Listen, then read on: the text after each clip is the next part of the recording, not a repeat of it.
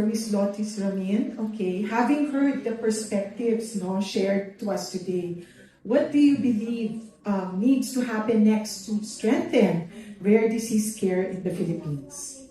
Thank you. First of all, good morning to everyone and thank you for being here. So it's truly inspiring listening to the stories from Miss Ira, Miss Helen, Jeremy, and even Miss Kathy. So this further strengthens our resolve in AstraZeneca to make a difference in the Philippines for rare disease patients. And from the conversations, key themes that we observe as gaps would be first awareness. Second is the time to diagnosis. And of course, when they're diagnosed, access to the right treatment.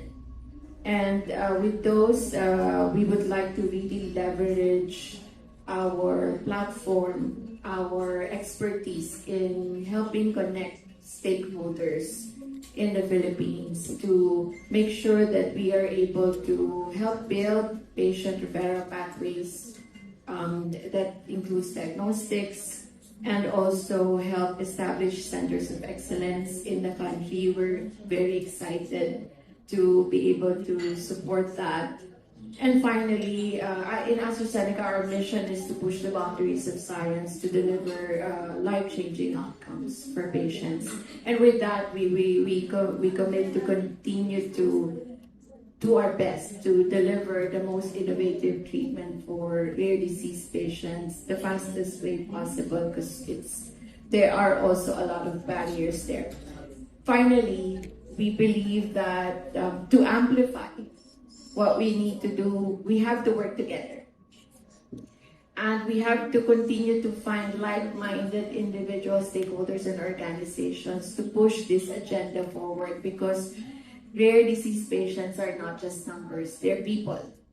People living with real struggles, people with families. So we have to work together so that finally we can really amplify the voices on behalf of rare disease patients in the Philippines. And we're here to help. Thank you. Thank you. And so before we end the morning session, Kapihan, maybe we can have a statement or two from each of the panelists here. Just one or two sentences that you can share. Thank you for the passion and desire to help people with rare disease, and looking for more activities like this and more action po. Sana po sa side ng government also. Kasi hindi po madali yung disease na neurofibromatosis. Thank you. So I'll take this opportunity to debunk one myth in rare disease. Rare diseases should not be left untreated kahit walang cure. Okay, what do I mean by that?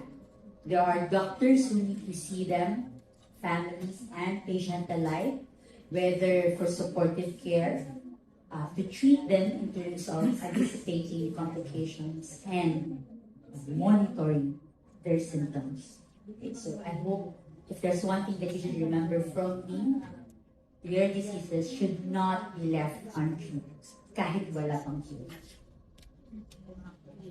So for me, my story is just one example, but there's a lot of rare diseases, unseen, unheard. So, bigyan po natin ng pagkakataon na marinig sila, makilala sila. Yun po yung magpapalakas ng boses ng mga taong may rare disease. Yes. Kagaya po ng sinabi ni Miss Ara, yun din po ang ginagawa namin sa mga lupus patients at sa aming mga grupo. We welcome if you know someone na nagsasuffer, may ganitong kondisyon, we welcome them sa aming mga grupo para po sila man makarinig, makaranas, makakita ng opportunity. Kagaya sa amin, we create events for them.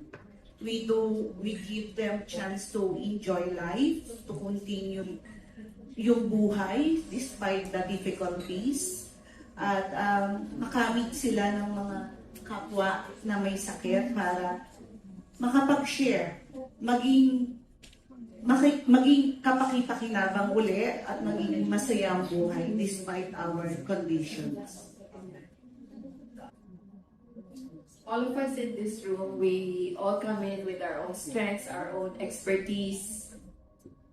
If we work together, if we collaborate strongly towards what we want to achieve, we will be able to achieve greater things for rare disease patients, and we should never give up. So we have to keep making noise.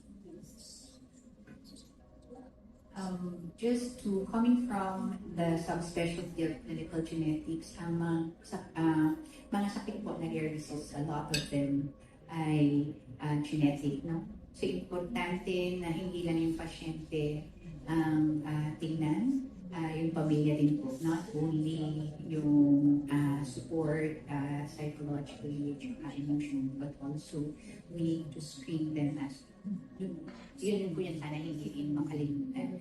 Pangalawa, katulad po nung sinabi natin kanina, marami talagang challenges pa, hindi po natin yan may kakailan. But we can be creative in ways in looking for mga paths that we can help pa rin. Limited tayo ng funding, yes, but we can siguro for now, I'm not saying that stop na magkalampag ng for funding, but there are other things that we can do for now, like awareness, making sure that marinig tayo yung rights of people living with rare diseases, makuha natin. Yun po yung mga pwede natin for now. Yung maliit, small wins, and then we work for the big wins as well. Thank you. So, ayun. I can say that rare disease patients may be outnumbered, but we may not be defeated. We must continue to raise awareness and promote for advocacy of these rare disease patients in order to achieve the universal healthcare that we all aim for. Thank you so much.